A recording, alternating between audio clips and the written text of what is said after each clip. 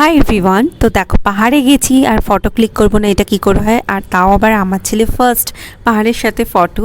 তো কেমন লাগছে জানিও, আমার তো ভীষণ ভালো লাগছে অবভিয়াসলি। আর এটা হলো সানসেট পয়েন্ট, এখানেও আমরা ফটো তুলেছি, গল্প করেছি।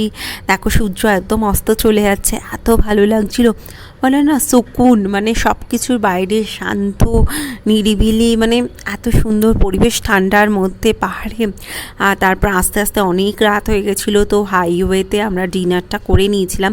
ডিনারের পিক আর তোলা হয়নি, এত আমাদের খিদে পেয়ে গেছিলো। আর এটা ছিল একটা ফ্যামিলি ধাবা, বাচ্চাদের নিয়ে যাওয়ার জন্য একদম পারফেক্ট একটা ধাবা ছিল। বাচ্চাদের জন্য পার্ক ছিল, বড়োদেরও বসার জন্য বাইরে জায়গা ছিল। আমরা ঠান্ডা বলে আমরা আর বাইরে বসিনি, তো দেখতেই পাচ্ছ অনেক বড় জায়গা নিয়ে পার্কটা করা।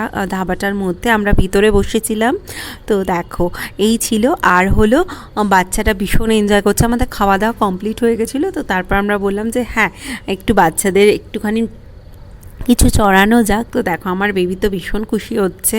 এই খেলাটার নাম আমি জানি না, বাট ভীষণ ভালো লাগে। তো আমরা সেই ছোটোবেলায় মিকি মাউস খেলতাম এরকম দাপিয়ে দাপিয়ে, তো সেই টাইপের কিছু একটা।